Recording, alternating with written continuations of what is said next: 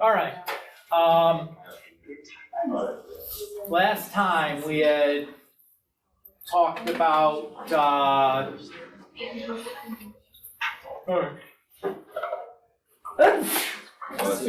Tia. I'm sorry. Bless you. I won't.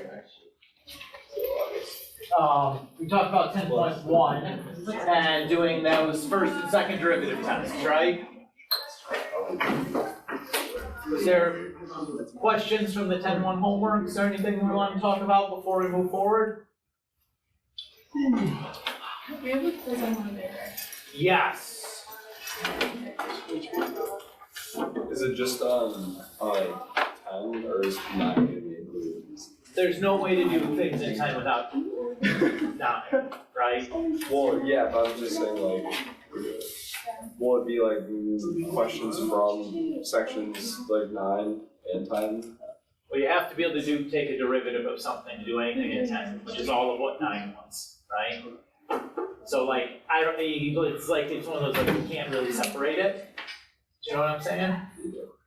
You know, it'd be like, are we gonna have to add and subtract on this math test? Well, it's like, well, probably. It's like, it's, you know, like, it's, you know what I'm saying? Like, I'm not trying to be obtuse about it.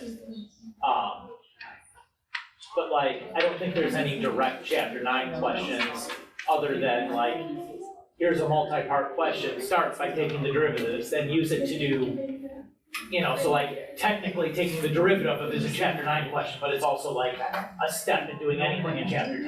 You know what I'm saying? Yeah. So like, yes, no, I don't, you get what I'm saying? Yeah.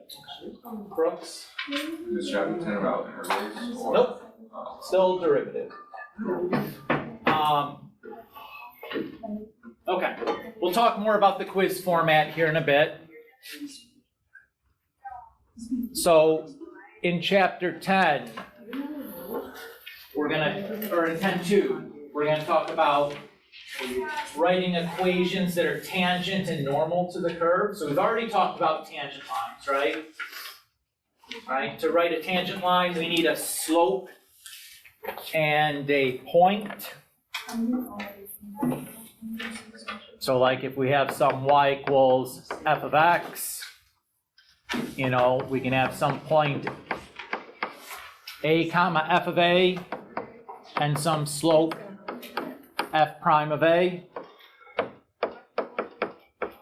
So the line tangent to the curve, just using our point slope formula, would be like y minus f of a equals f prime of a times x minus a. Just pointed slope into a point slope formula, donezo's. When we talk about a line normal to the curve, normal is really just talking about perpendicular. What do you know about the slopes of perpendicular lines? Negative reciprocals, parallel or equal. So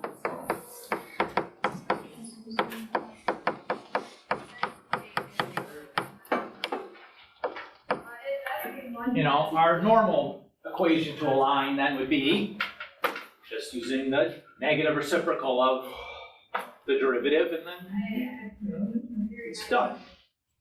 Everybody feel okay with those ideas? Let's crank through a couple of examples.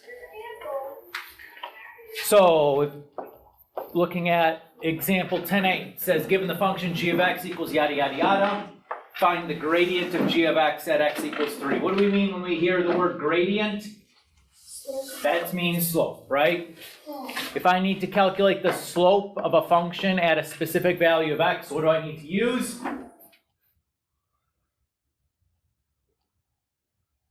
The derivative. So let's start by calculating the derivative of g.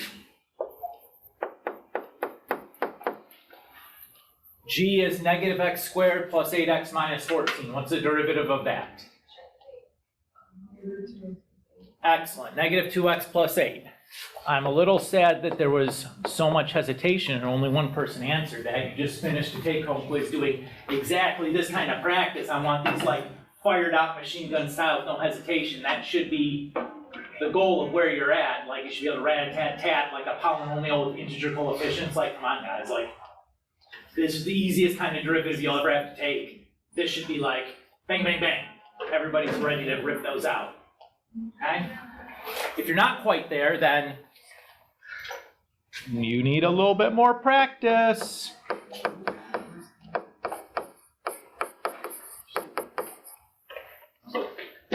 So once I have the derivative, if I want to find out what is the slope at x equals 3, I just plug 3 into the derivative and bam, I get 2.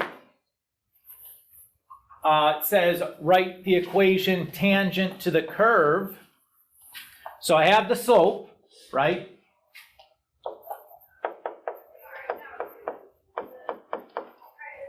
That's going to be 2. I have an x value, that's 3. How do I get the y value? Plug it into the original function. Yeah, so g of 3 will be my y value. So that's -9 plus 24 is 15. And then minus 14 will give me 1. So we'd have y minus y1 equals m times x minus x1. That's an equation for a line. I'm going to stop there. If the directions had asked you for a specific type of an equation, whether it's a slope-intercept or standard, you could rearrange from there. But like, I would stop with no further direction. They don't say, has to be in this form. That's a form. I'm done. Everybody happy? Part B, or Part C then asks for the equation for the normal. The only thing that's going to change is the slope, which now will be, instead of 2, it'll be, normal means perpendicular. Perpendicular slopes are negative reciprocal, so -1/2. Okay, again, normal means perpendicular. Perpendicular means negative reciprocal slopes, right? Unless you're talking about vertical and horizontal lines, because a vertical line has undefined slope and you can't have a negative reciprocal of that. All right. This next question is, I think, a classic AP or IB style question. So it says Lena is designing an archway of a building. The archway should be approximately triangular, but with a rounded top part defined by a parabola. She has sketched the design as shown. The line segments AB and CD are straight lines, while the curve above B and D will be a parabola. The overall height of the archway is unknown. The archway is symmetric about the line x equals 4. Write down the gradient of the line segment AB. And then write down the gradient of the curve at the maximum point of the archway. And then given the parabolic curve is modeled by the function yada yada yada, find A, B, and C, assuming the gradient of f of x must equal the gradients of A, B, and CD where they intersect. So let's start with part A. It says write down the gradient of the line segment AB. When you hear gradient, you think slope. How do I find the slope of a line segment? No. Slope of a line segment.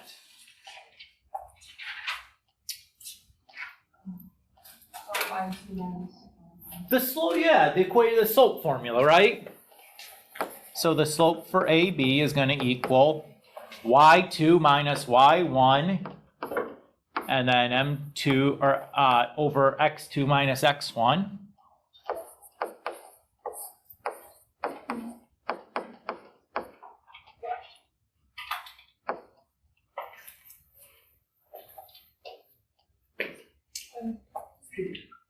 Everybody's okay with that?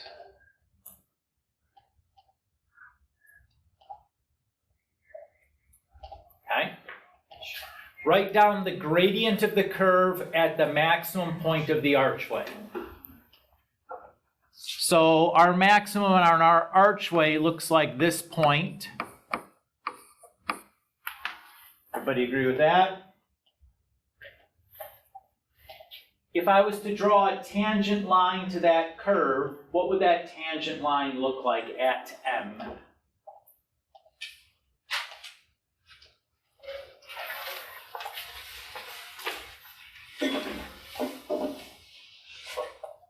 Okay, Let me ask it a different way then. If I'm doing a first or second derivative test, I need to start by finding the potential extreme candidates for our extrema by setting the derivative equal to 0, which means that at a maximum or minimum, the slope of the tangent line should be 0, which would mean the tangent line looks like it's horizontal, right? Is everybody okay? We'll go at it from that direction then. Nobody had the answer to the other one, that's okay.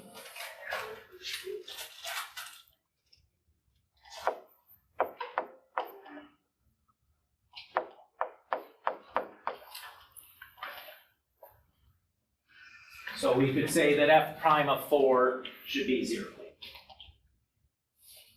So are they okay there?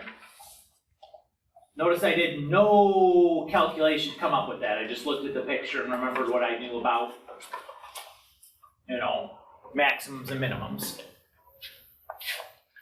All right, it says, given that the parabolic curve is modeled by the function f of x equals ax squared plus bx plus c, find the values of a, b, and c, assuming the gradient of f of x must equal the gradients of a, b, and c, d where they intersect. So I know that then f prime of 2,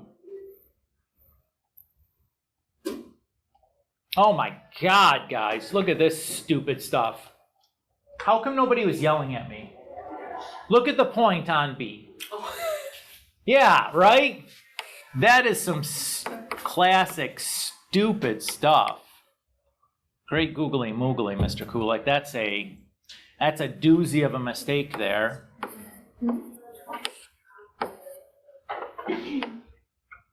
So yeah, that still should be f of 2. So that should be,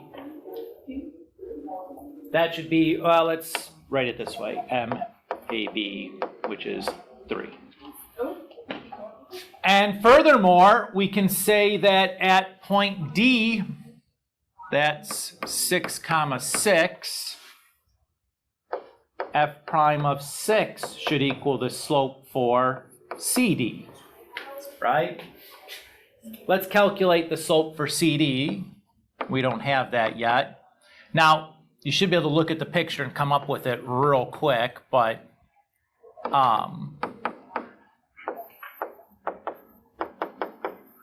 who's surprised that it's just like the negative of AB, you know? Yeah.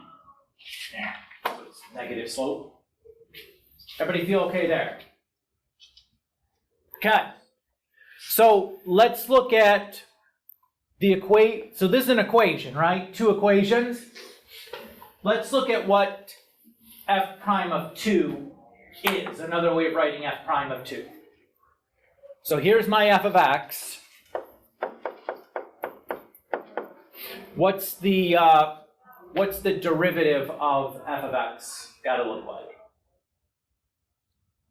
What's the derivative of ax squared plus bx plus c, where a, b, and c are constants?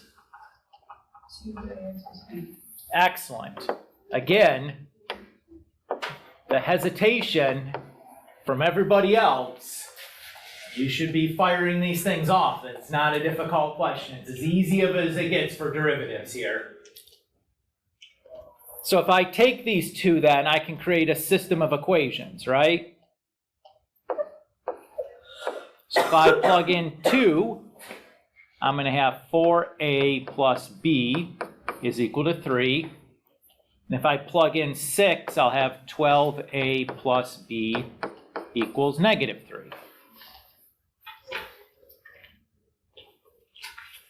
Is everybody okay? I plugged 2 or 6 in respectively. Right, so 2 times a times 2 is the 4a, and 2 times a times 6 is the 12a. Sure. Does that feel okay? How do I want to solve this system? What are my different methods I could use? elimination, elimination, substitution, graphing. What's that? No, that turns out I'm solving a system. That's solving a polynomial method. There's one more. It's the one I would want to use here on the IB exam.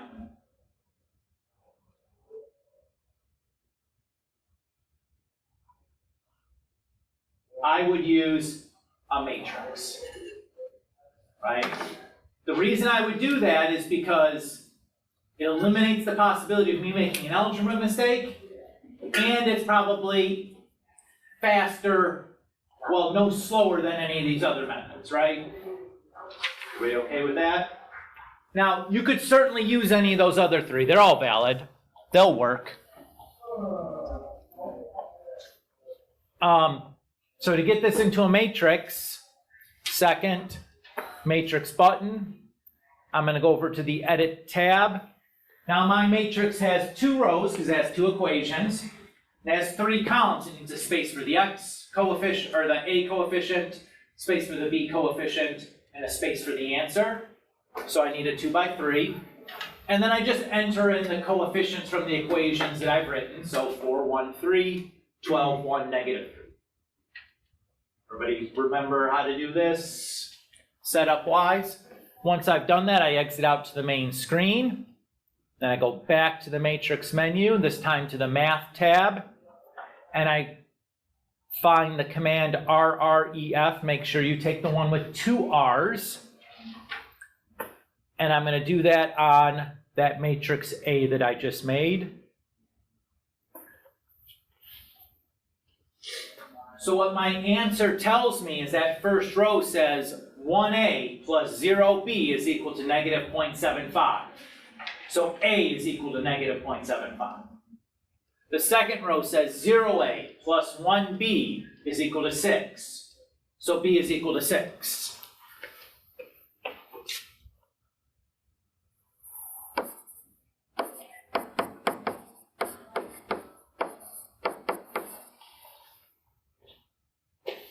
Is everybody okay here?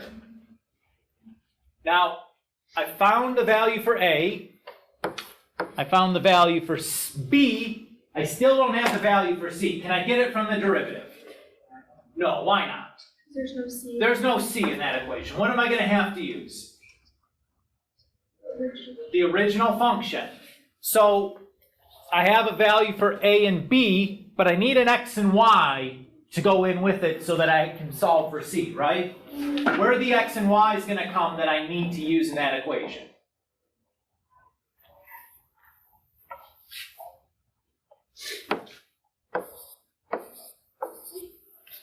I could choose any point that is on the parabola. It doesn't matter. They'll all work. I'm going to choose B because my coefficient for A is negative 3/4. So when I do 2 squared, the fraction's going to go away, and I like that a lot.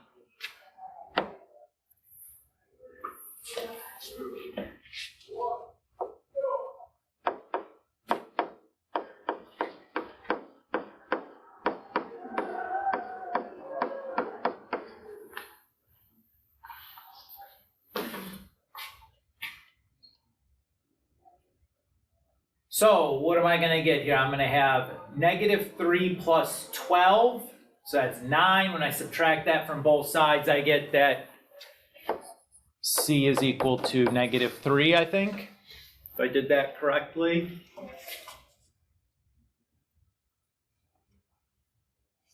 And there we go. Everybody feel okay? This is the kind, IB loves this kind of presentation.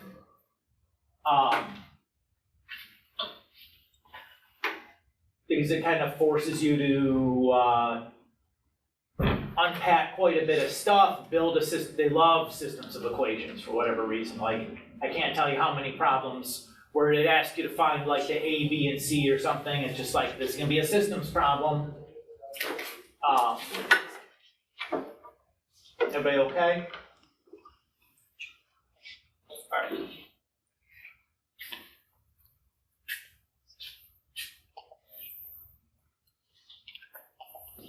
So for part B, or I'm sorry, for the next example, it says, given the function h of x equals yada, yada, yada, find the equations of the two vertical lines that are normal to h.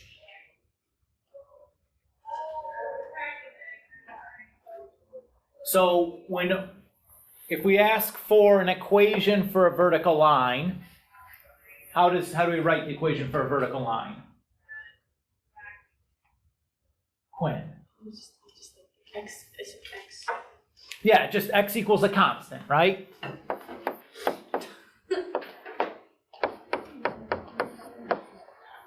So we're looking for just what those two constants are. Everybody so far so good? Okay. What does normal mean? Perpendicular, right?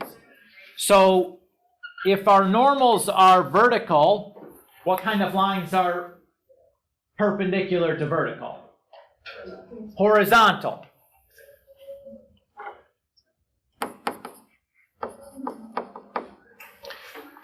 What's the slope of a horizontal line?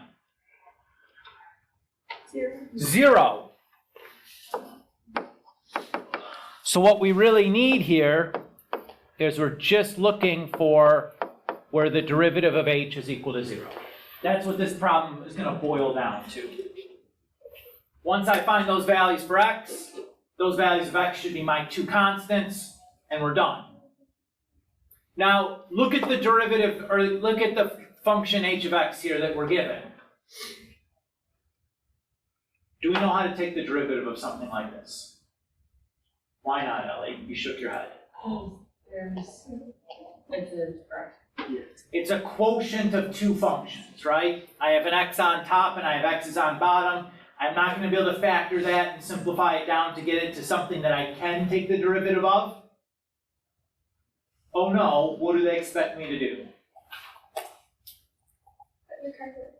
Expect me to use my calculator. Let's talk about how to do that.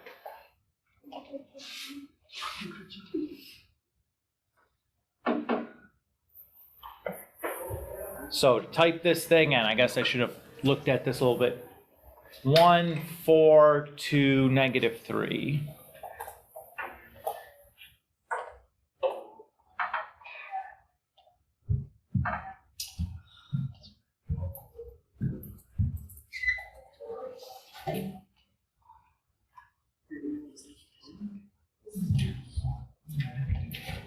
I think.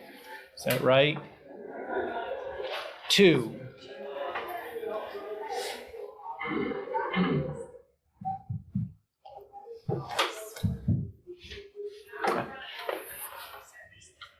So here's the function I've entered into my graphing calculator. I don't care about this function though. I don't want it to graph. I don't want to worry about that. I'm going to turn it off. What I want to graph is the derivative of this function. That's what I'm going to be interested in. So to get the graph of the derivative of this, my calculator can do this. My calculator cannot give me the equation for the derivative. Not capable of doing that. But can it give me the graph? It can. To do that, I'm going to press the math button. I'm going to choose the command number 8, nderive. Derive is short for like derivative. Make my ddx notation. And now I could type in this equation again, but that's kind of a lot of typing. Instead, what I'm going to do, this equation is stored in the variable y1. So I'm just going to use the variable y1 here. So I'm going to do vars, yvars, function, y1. And then if I want this to behave like a function and provide a graph, x has to equal x. So my input has to be a variable. And now if I'll just do like a zoom standard and hope that I got what I need, and look at that, sure as heck does. What are the places where the derivative is equal to 0? It looks like -1 and 4, right? Everybody agree that? So we got 1 place where the derivative crosses the x-axis, meaning its y-coordinate is 0, so the derivative is equal to 0 at -1, and another one at +4. Is everybody okay with that, on how I did that?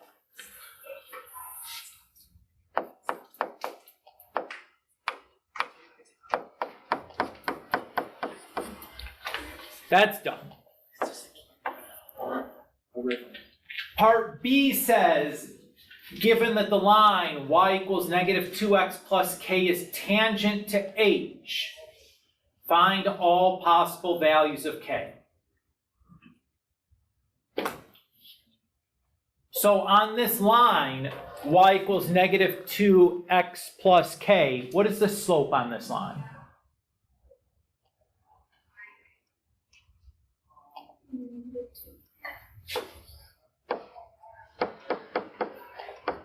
Which means that we're interested in where the derivative is equal to -2, because if I need the tangent to the curve, it has to have the same slope as the function does.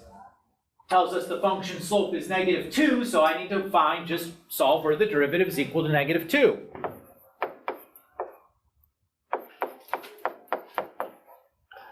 How am I going to do that?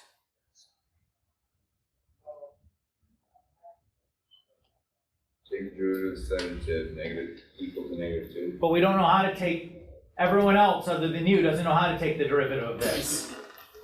What am I going to do? Just look in the graph. Yeah, I'm going to use the graph. That's exactly right. So we're going to graph in y equals -2.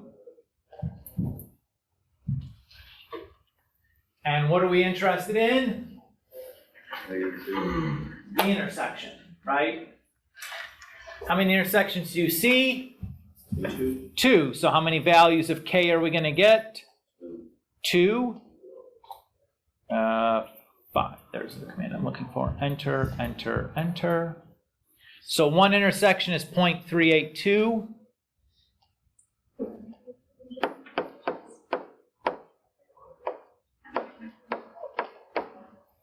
And our other intersection is at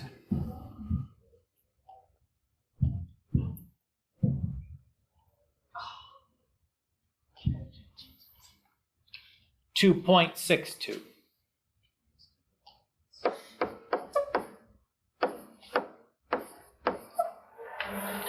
Now, to solve for k, I have the slope, I have an x, I need a y.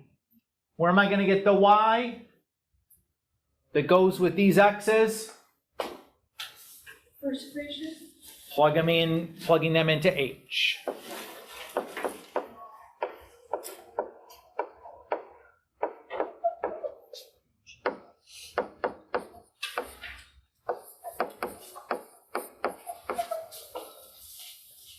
So on to my calculator. Note that h is plugged into y1, right? So the way I'm going to do this to make my life easier is I'll do vars, y vars function y1 of 0.382. So that's one y coordinate. And then y1 of 0.262. So I have -1.85 and then 4.85 as my two y coordinates that I need.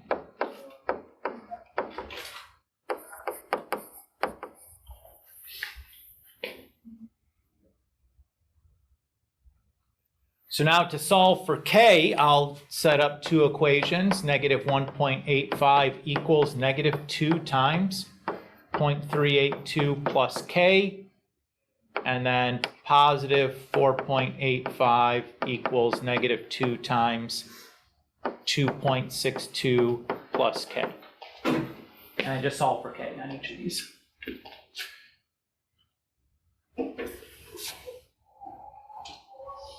Oh boy.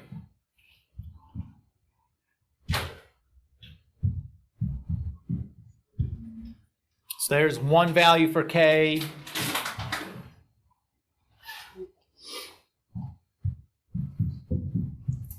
there's my second value for K. So negative 1.09 and 10.1.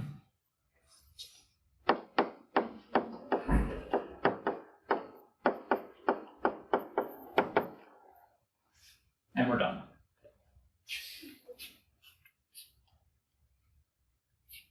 So again, on your IB exam, they will for sure give you functions that you cannot take the derivative of by hand, that they expect you to use your graphing calculator to graph the derivative and use that technology to solve.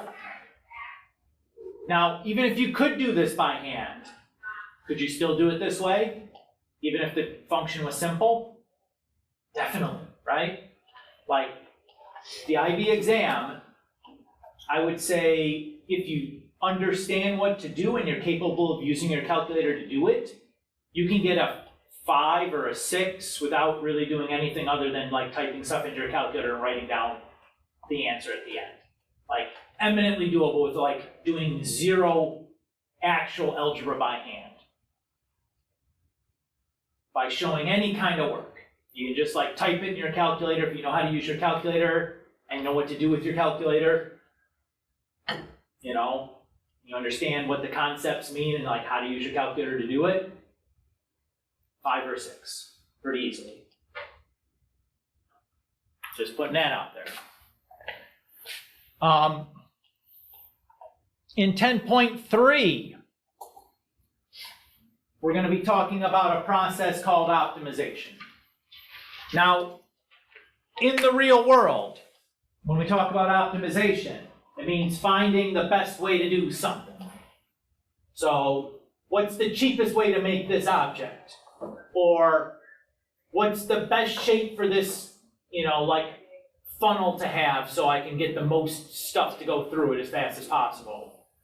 You know, like where should I, you know, you're a lifeguard on the beach, you run along the beach and then jump in the water to save somebody drowning. Where do you jump in the water at to get there as fast as possible?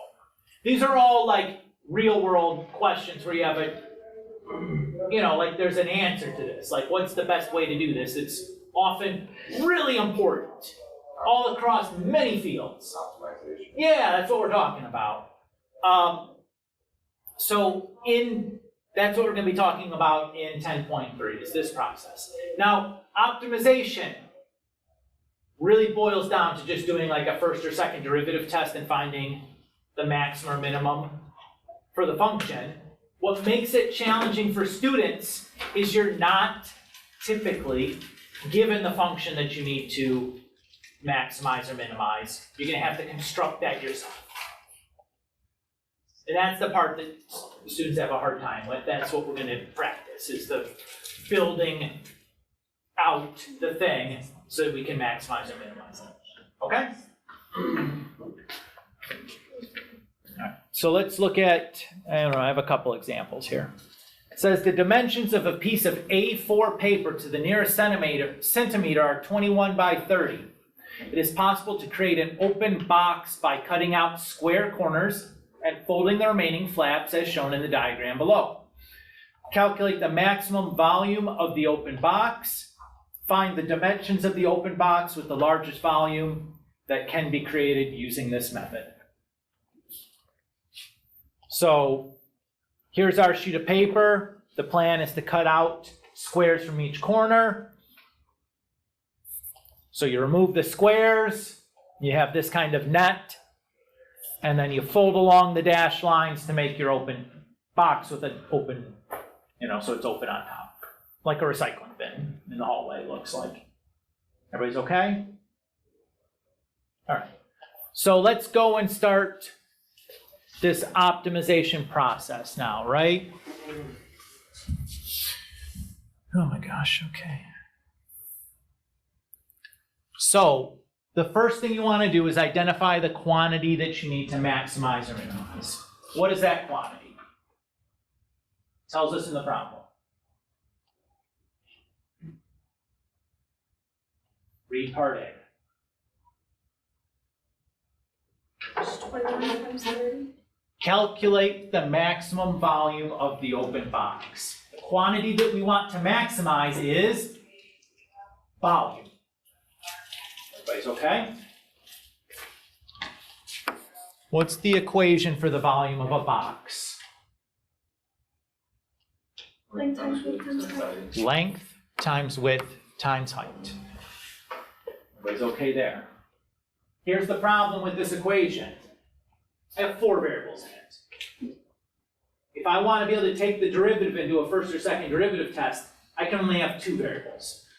So we're going to need to eliminate some variables down so we can have this equation just in 2 variables. Is everybody okay with that reasoning? We're maximizing volume. That's got to stay.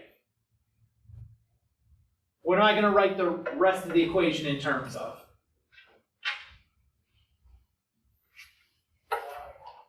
I need V equals, and then some stuff, but only one variable in that stuff. What's the one variable going to be? X. Very good. Why X? That's the choice we're making, right? The choice is how big of a square to cut from the corner. X is the side length for that square that we're going to cut out. That's the choice we're making.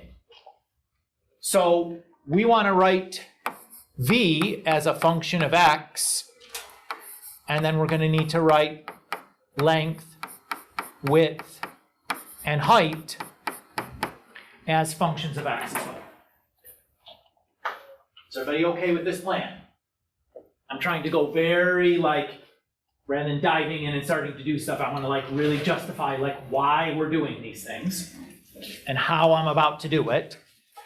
So I'm going to go back and look at my picture here. So let's say that this is length, width, and height. Is everybody okay with where I put these at? If I translate that to this picture, this is length, width, and height. Everybody's okay with that?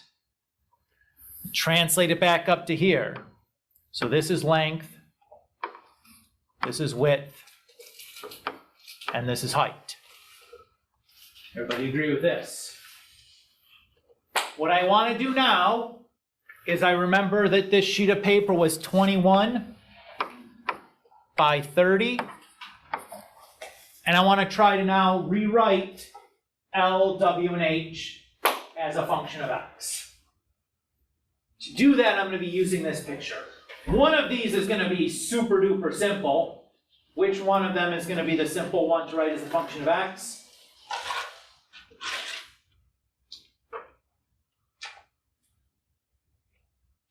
Oh my goodness, guys, okay. These squares in the corner, right, are squares. What do we know about a square? Same on each side. All the side lengths are the same, right? So if this side is X and this side is X, what's this side? And what's this side? And this side? And this side? And this side? And this side? And this side? And this side? And this side? Oh, so what's H? X. Okay? That's the one where you should be, it comes out instantly for you, right? But it's okay. So now let's look at this piece that I highlighted in green. How long is that? 21. Very good. How else could I calculate that though? Well, from here to here is, okay? From here to here is L, and from here to here is, so I can say that 2x plus L is equal to 21, right? Is everybody okay with that? So what's my function of L in terms of X? 21 minus 2x. You guys feel good? Okay, who can do it for W? What's W going to be then? 30 minus 2x. Excellent, 30 minus 2x. Doing the exact same thing, right?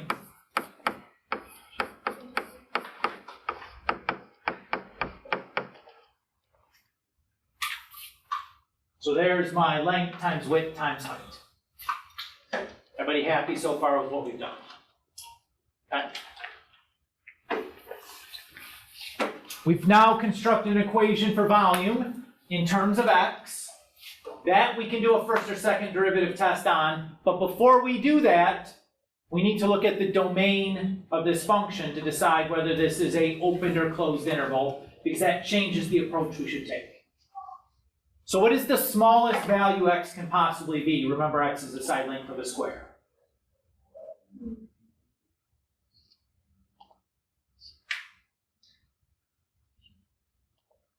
It's a length, so it has to be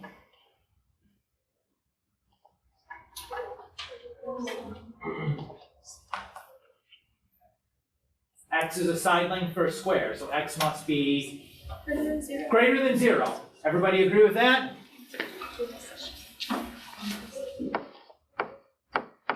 Can x be equal to 0? No. No, why not? Typically, you want to have a side. Like you don't have, yeah, you'd have a 0 volume, right? You don't have a box anymore. So it has to be just an open interval there. What's the biggest that x could possibly be? 20. 4 minus 2x, whatever that length is. Okay, I should know. you should. What's the biggest side length that x can be, or that square can be?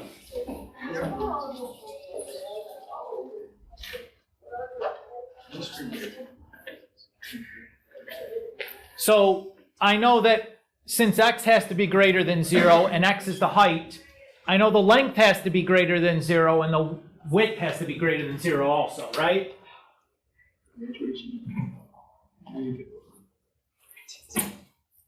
Everybody agree?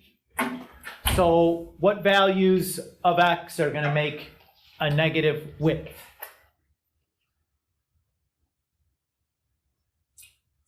Anything bigger than 15, right? Everybody agree? Because 15 times 2 is 30, and 30 minus 30 is 0. If I get any bigger than 15, it's going to be a negative number. Let's now look at length. What's the biggest x could be there? 10.5. Which one is smaller? 15 or 10.5? 10.5. That's my domain. Okay? Because I know that length, width, and height all have to be greater than 0. Those are the x's that guarantee that all of them will be greater than 0 at all times.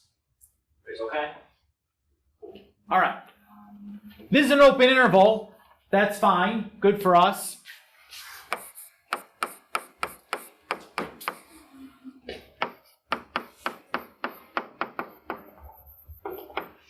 I'm now going to find my critical values. So I'm going to set my derivative equal to 0 and my n equal to undefined. Now, v of x is what kind of function? 21x minus 2x times 30 minus 2x times x. What type of function is that? Okay, but more generally, it's just a polynomial, right? The derivative of a polynomial is going to be another polynomial, right? So, is a polynomial ever undefined? No. So we just, nothing from here.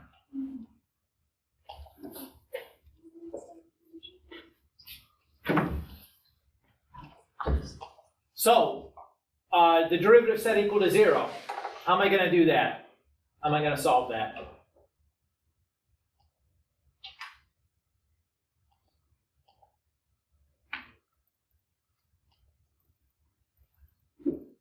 If you're stuck on doing this by hand, you'd have to FOIL out v of x, then find its derivative, and then solve that polynomial equal to 0. Do you suppose I recommend you doing that? What else could you do? What alternative method could you do to solve the derivative equal to 0? Put it in your calculator on the graph. Yes, put it in the calculator in the graph. Now, Mr. Kulik was quite smart when he set this up on his calculator, because he can just type my new function into y1 and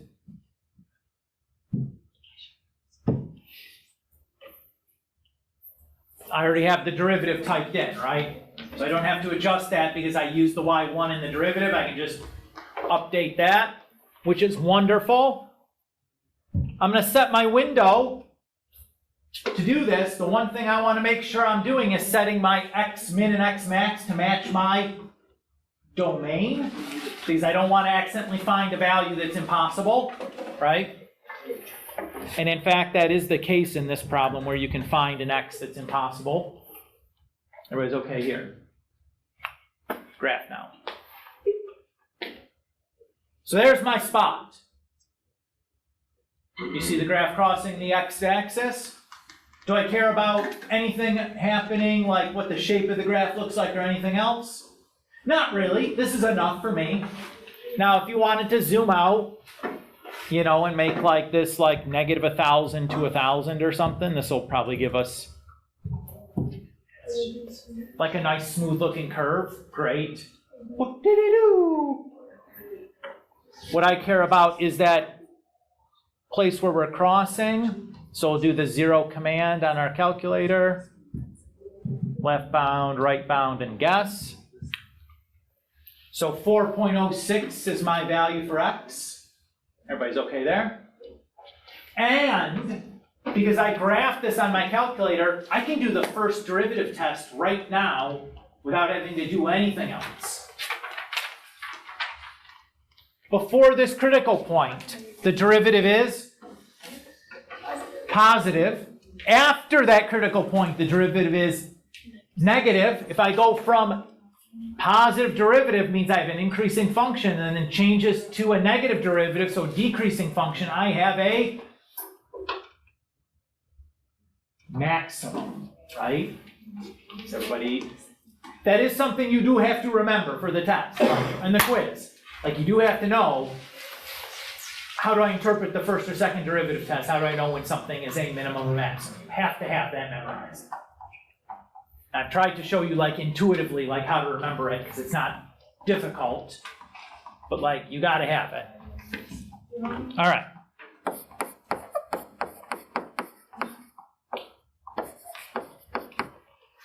And we found that that's a maximum. So for part A, my final piece of the answer, I just need to do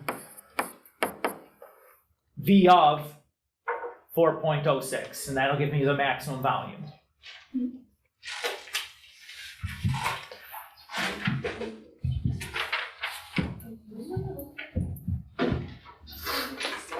So 1140 cubic centimeters.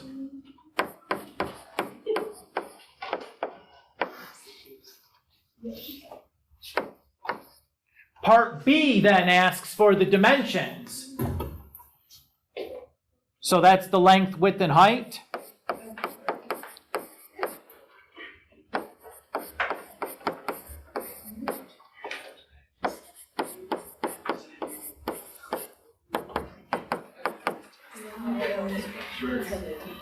So all I need to do now is go and plug 4.06 back into the expressions above for length, width, and height. I'm not going to bother with that. Is that okay with you guys? Once you had part A done, part B is trivial, right? You're just taking that 4.06 and plugging it back in.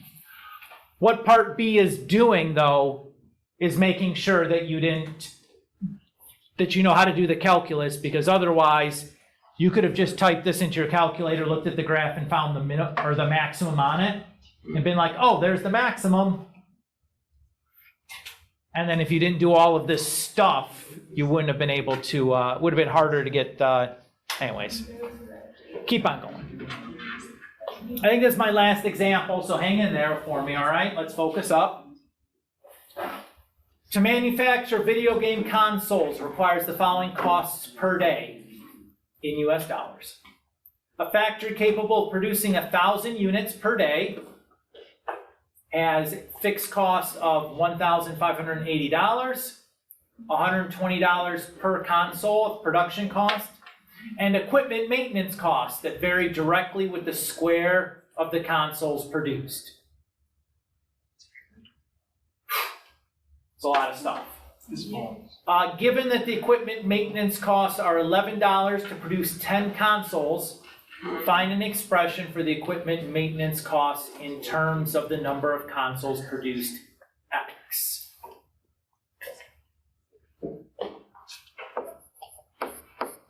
So I'm going to call that M of X.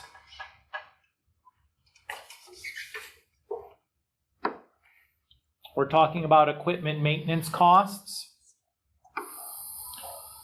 This sentence here describes exactly how to write the equation that I'm going to use to build my maintenance function, or maintenance cost function. So it says equipment maintenance costs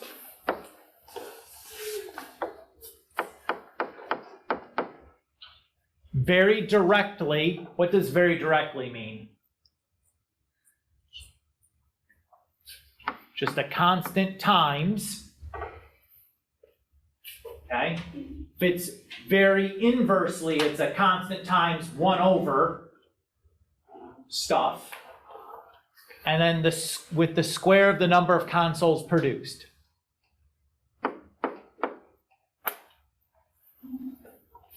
That's my general equation for maintenance. In part A, they want us to figure out what the K is.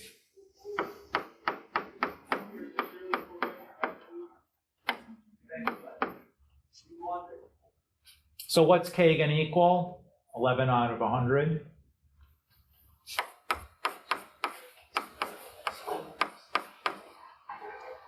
Done. Everybody okay? Part A is basically a reading comprehension test. It's like, can you take a sentence and turn it into an equation? Do you know what very directly means? It means times K. Or K times. If it's very inversely, it's K divided by. That's it. Part C says, find an expression C of X for the total cost for manufacturing X consoles per day.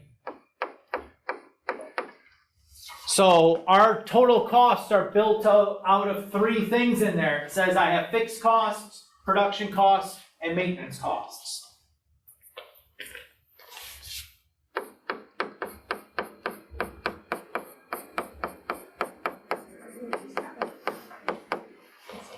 Is everybody okay with that idea?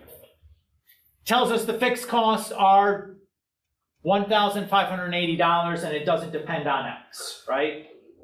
Because it doesn't say that's per unit or anything, that's fixed. That's like the rent for our factory. We got to pay that regardless. And then our production costs are $120 per console.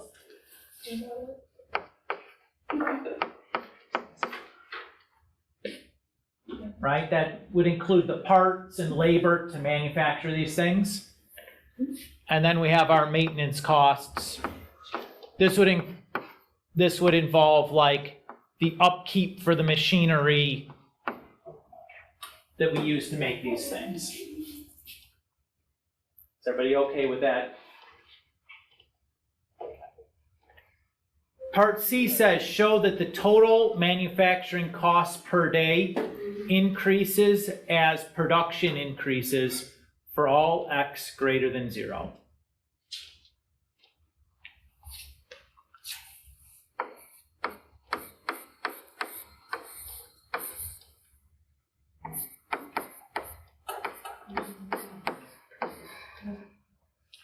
So if I want to show that the production costs are increasing, I want to show that the production costs have a positive slope, i.e. that its derivative is greater than 0. So how can I do that? I can set the derivative equal to 0 and then do like a sign diagram. That would be sufficient. Again, not going to do it by hand, even though this one's an easy one. You could do this by hand.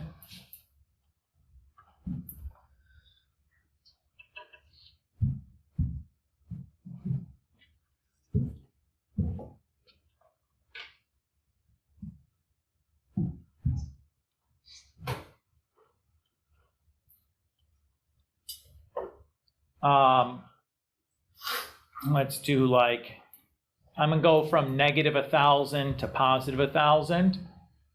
Why am I using 1,000 here? In the problem, it says the factory can produce 1,000 units per day, so we're like bounded by that. So there's my cross. That's what I'm interested in.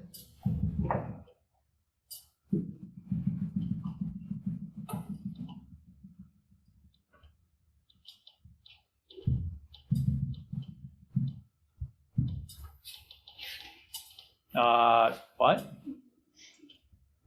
That didn't seem right. Okay. There's not detecting a sign change. That's, no, that doesn't make a lick of sense.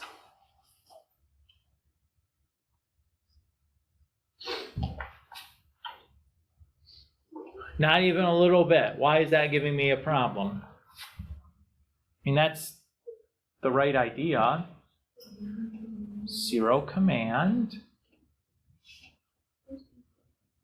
In fact, if I scroll through, I see it right there. Well, I'm just going to write it down. It's fighting with me. I don't know why it's giving me a problem. Negative 545.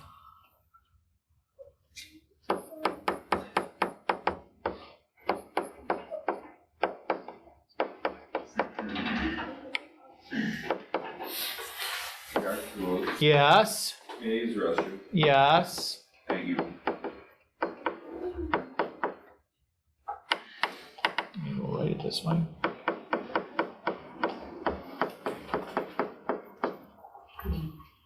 So there's what I did. That was my showing. Solve the derivative equal to 0. I have one x-intercept. Before the x-intercept, the derivative has a negative value. After it has a positive value. Since negative 545 is less than 0, obviously everything after 0 will be positive. Maybe I'll do this to help. There's 0. All right. Part D says the average cost per game console is given by the function C bar of x. Find an expression for C bar of x. How do we calculate an average of something?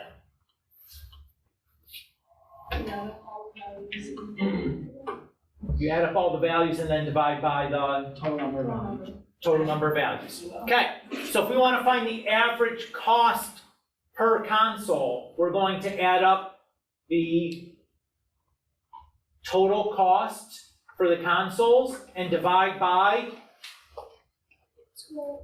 the number of consoles produced. So what was the total cost of the consoles? That was C of x, right? How many consoles are we producing? X of them. There. Now, could you write out the equation for C of x there? Sure. And then do some simplifying? Sure, if you want to. Part E says find the minimum average manufacturing cost and the number of video game consoles which should be manufactured to minimize that cost.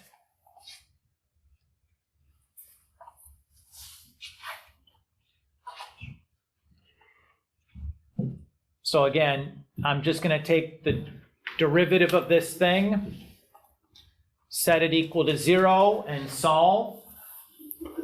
Everybody okay with that plan?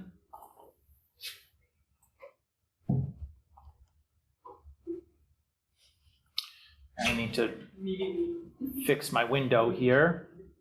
So 0 to 1,000, and we'll go, well, I guess I probably want to see that. Let's do like negative 100 to 100 or something. Oh, this is the average cost, so that's way too big. It's probably 10 to 10 will be sufficient.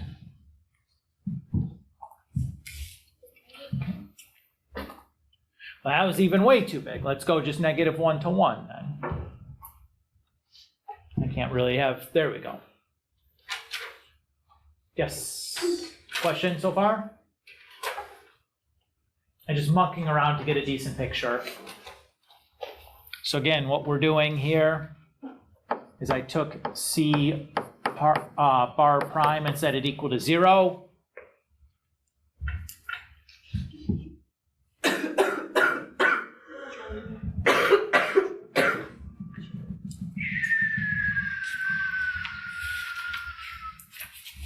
Hopefully this 0 command wants to work this time.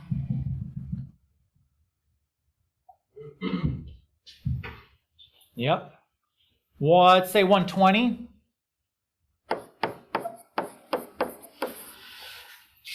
And if I look at this, prior to 120, we are negative.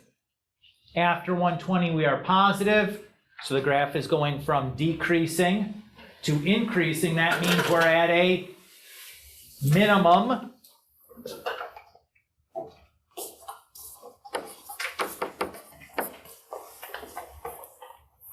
So to minimize our average production costs, we should produce 120 consoles. Everybody's okay? I am stopping here. Be able to do the 10.2 and 10.3 assignment or homeworks from the book. Your quiz for next class is covering up to 10.2. So no optimization on the quiz. You should be able to find the derivative of a function. You know how to do that, right? We just did that in chapter 9. Find the derivative of a function at a point. If you can find the derivative, you just plug the x value in to find the derivative at the point. Use the derivative to determine if a function is increasing or decreasing. How do you know based on the derivative, increasing or decreasing? The derivative is positive for increasing and negative for decreasing. That's it. A sign diagram will tell you exactly that. Just like the same, you get the same information, or the first derivative test will give you all of that information, right? Use the derivative of a function to find a local min or max. So use a first or second derivative test. It doesn't matter. There's no preference. It will not tell you you have to use one versus the other. Use the derivative to find intervals where the function is increasing or decreasing. I guess that's the first or second derivative test. This is just at a point, increasing and decreasing here. So like you just plug in the point, and if it's positive, it's increasing there. If it's negative, it's decreasing. And then you should be able to write the equations for tangent lines and normal lines at a specific x value. Everybody feel okay what to expect? It should be relatively straightforward. It's not terribly different than the things you did in chapter 9 because it's like the same stuff. We're just like calling, you know, like giving a name for the things we're doing. Everybody feel okay there? Probably looking at a chapter 10 test next week. I still have to look at the schedule and make sure that the day that I'd be planning this on, there's like a reasonable amount of time scheduled that day for classes with all the hoopla going on. I've yet to see the released schedule for the week. So I'll let you know when I know. Okie doke? Yup. You're okay.